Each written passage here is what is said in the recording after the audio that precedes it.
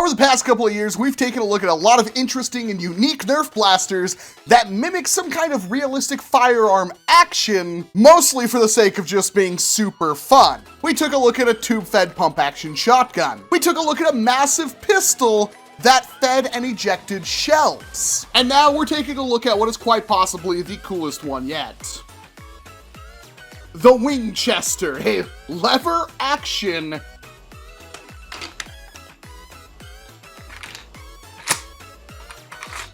shell-fed, shell-ejecting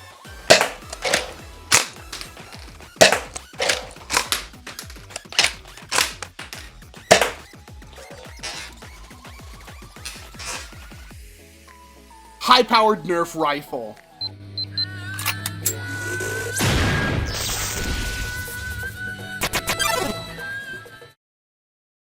This video is sponsored by Exter. If you're anything like me, chances are you've had the same wallet since Christmas at 15 years old, but now it's time for an upgrade because wallets have evolved too. Exter is the world's largest smart wallet brand, designing innovative solutions to improve your everyday carry. They sell premium aluminum, carbon fiber, or leather wallets with their patented card ejection mechanism that fans out all of your wallet cards with the push of a button while keeping them protected from RFID skimming when left inside the shell.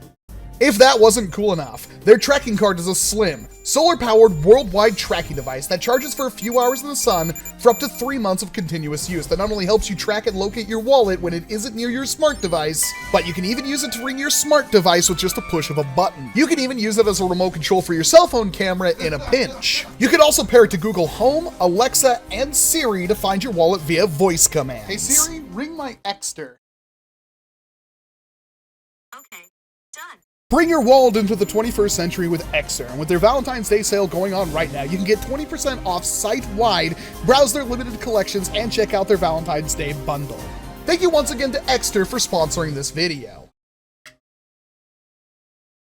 Make sure you check out that link and go to Exter, because I've actually had their wallet here for a couple of months now, and I freaking love it. The best feature, I think, in my opinion, is the one where if I leave my wallet at home, it detects that I've left the wallet somewhere and sends me a notification saying, hey, did you forget something? Which is infinitely important. This beauty is the Wingchester. Developed by Gdop, this particular example was built by my buddy Valour Blasters. Typically with stuff like this, when I want a really high quality, well-functioning blaster, I ask Valour to put it together for me because not only does he have the know-how, but he has that extra little bit of tender loving care that makes these blasters go far above and beyond what a typical sample of them would be, and I just don't have time to build one myself. This is a Springer-powered blaster with a lever on it, and a lot of custom machining goes into making the parts for this blaster. You can get hardware kits from Gdop's website, Shellington Blasters, and I'll have a link for that down in the description below. But this is a very complex build. It is not for the faint of heart, and if you're looking at getting one of these things, you're probably better off just buying one of the pre-made examples. And if you want an immaculate version of this blaster with lots of extra little care going into all the details, then you should check out Valour's page down below. I will have a link to his store, and I will have a link to his YouTube channel down below where you can contact him.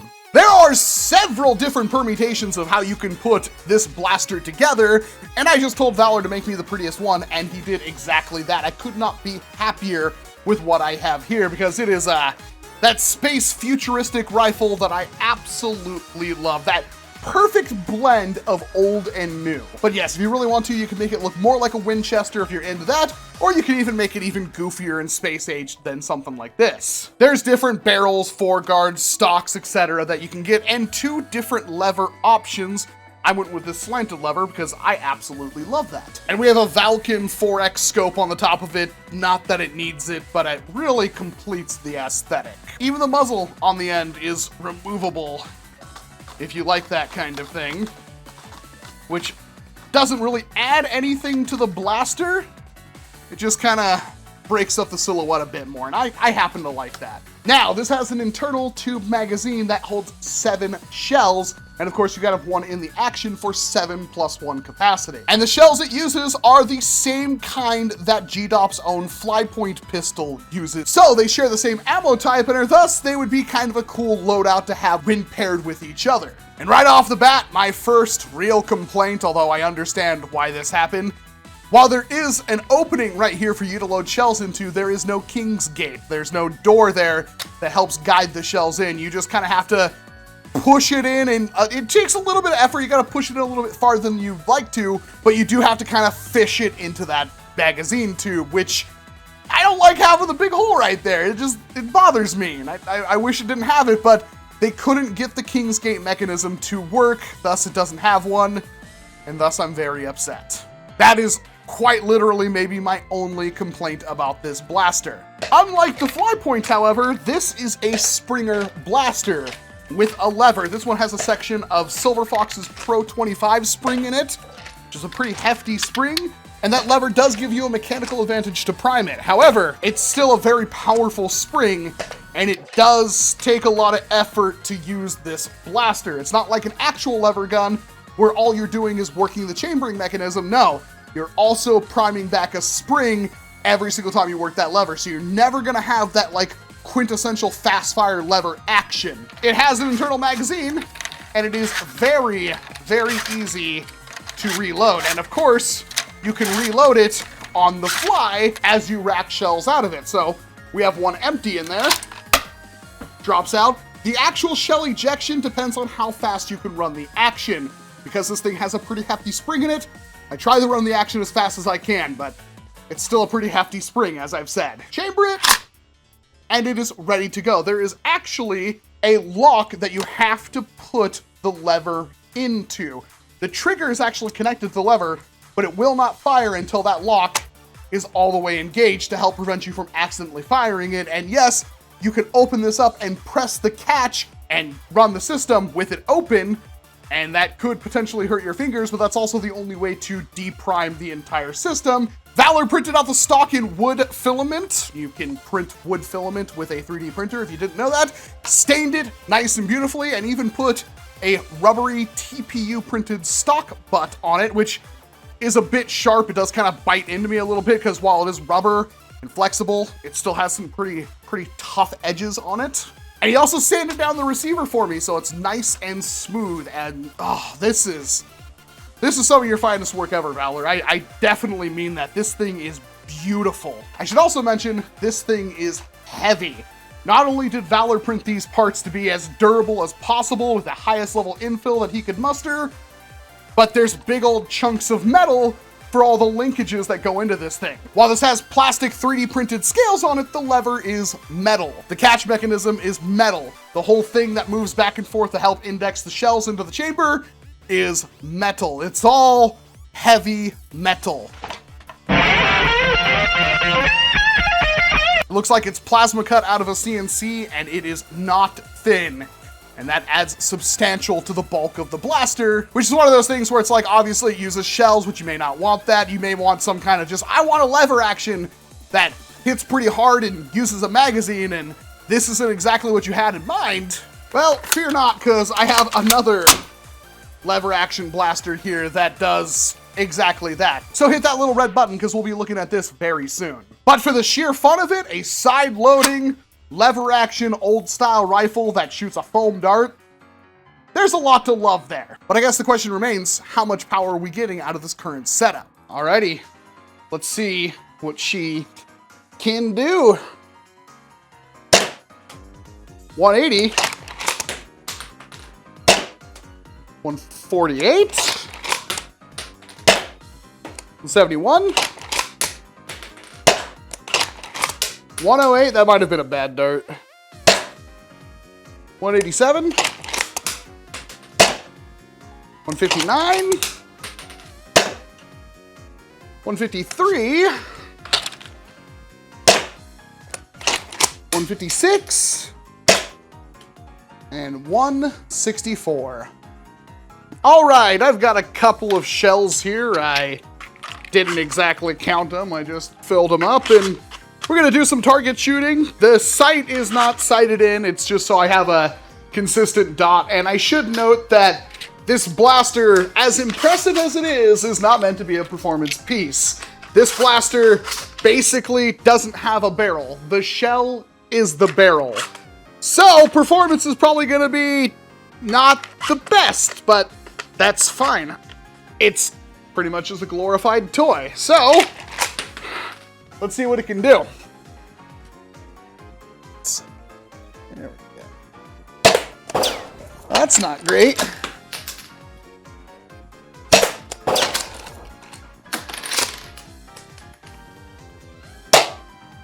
Ooh. What happened there? Straight up. Oh, I broke the rim off. Well, that's gonna happen with bad 3D prints, I guess.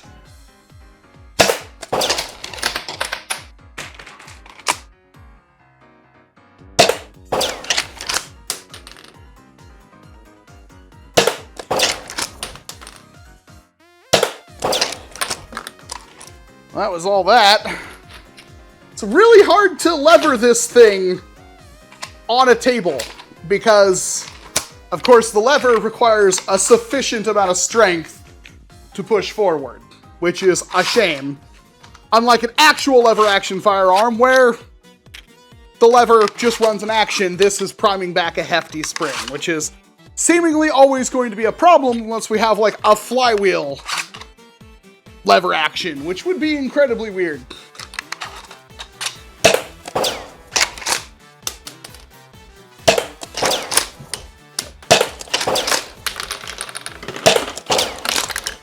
Strike!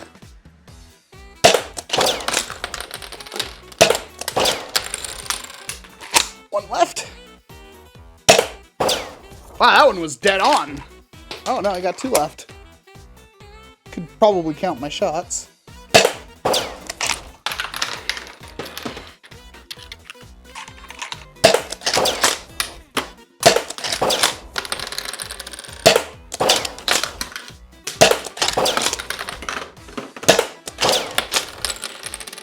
Let's just load it up.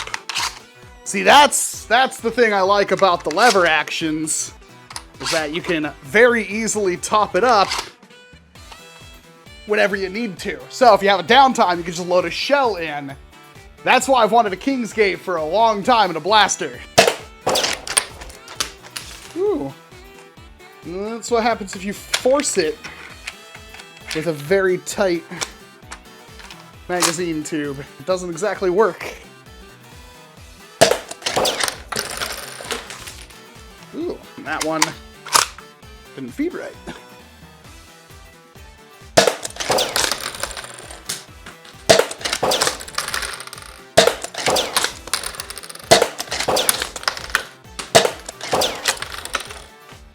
Let a couple more in. Actually, it's empty right now.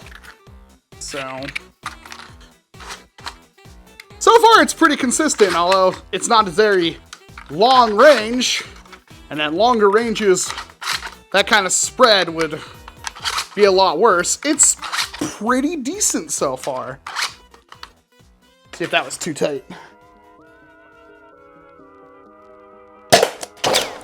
Nope.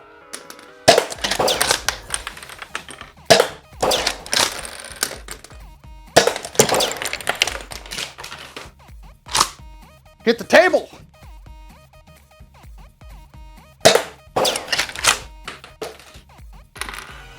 See if we can just keep it ready. There we go. Yes! Whether you like it or not, that is the main attraction of this blaster. Even if you don't like shells and you want something a little bit more competitive, that's super useful.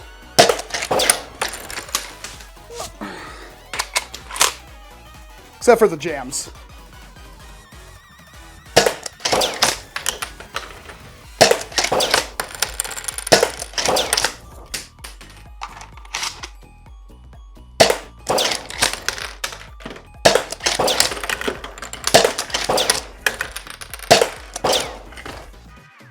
We got two left.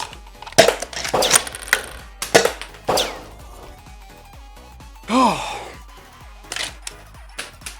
that is just fun. I've wanted that for so long, and this blaster delivers. And this action should get smoother the more I use it. And it felt like at the end there I was starting to get it, but man, that is, that's just fun. So no, it's not the cheapest blaster ever, especially if you have Valour make you a pretty one. And it's not the most powerful thing ever, and no, it's never gonna be the most practical blaster ever. However, it's just powerful enough at just the right price for a hand-built object, which I actually think the price is a little bit obscenely cheap for something like that, especially this mechanically complex. And it fills that gap that we have in this hobby that makes the Shellington Winchester just an absolute, I can't recommend it enough if this is something that you're looking at getting, because it's one of the only ways you're ever going to get something like that. Yes, it is 3D printed, and that's kind of always like my number one. I kind of wish it wasn't, because you do have to be a little bit more delicate with something like this.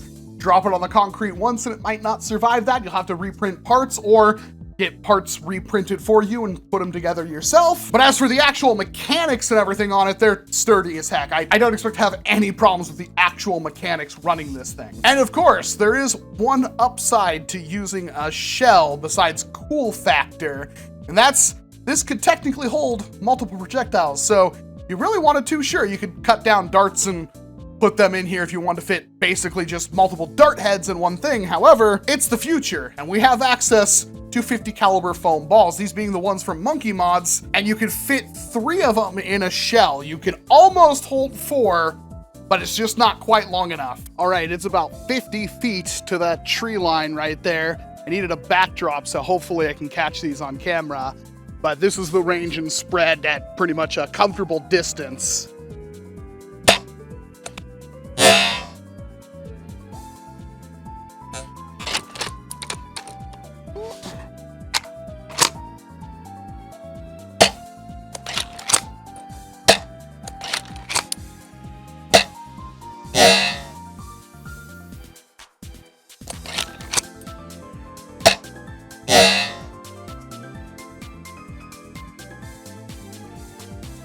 I mean, pretty much anything within elite distance, maybe a little past that, is gonna get absolutely showered. They fly amazingly well, and that might be the best way to use a blaster like this. You buy a bunch of those foam balls from Monkey Mods, print out a bunch of those shells, and you're going to be an absolute terror on the field. When you have normal short dart magazines and everything on the field punching harder, those shells do give you an advantage in some ways. And you can effortlessly swap between slugs or short darts and those multi-shot projectiles in the shot shells to really confuse people on the field. Plus, I mean, you can always keep this thing topped up, which makes me insanely happy. I don't really like having to pull out a magazine and reload a magazine, put it back in, or reload a bunch of different magazines and eventually run out of ammo. I like being able to keep my blaster up and running when I need it. I've waited a long time for this. Gdop reached out to me and asked me if I wanted one. I wanted Valour to build it. He put tender loving care into the thing, and I got one of the most fantastic blasters I've ever got my hands on. It is solid, it is beautiful, it is smooth. I love everything about lever action, so I might be a little bit biased, but I feel like this has something to offer pretty much anyone, especially if you're somebody who already has everything they think they need for a Nerf war, and you want something else that's completely different and you just want to have some fun with, especially if you already have a 3D printer, but of course you can buy extra shells.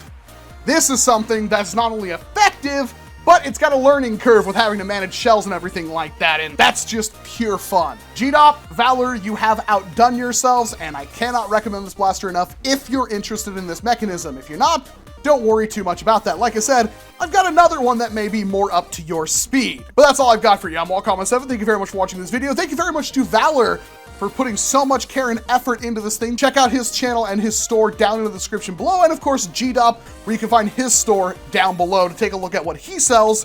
Many things, including this, the Spring Thunder, which is a shell-fed shotgun, and of course the Flypoint, which is a shell-fed magazine pistol. This kind of stuff I love our hobby for. These kind of mechanisms are absolutely insane for somebody to whip up in a 3D printer, but it works good, and it's a lot of fun. And of course, help this hobby grow. Drop a like, get subscribed, leave a comment, and ring that bell. Hit all notifications, do all the algorithmic garbage to help the channel grow so you can help this hobby grow. And of course, I hope to see you in an entirely different video.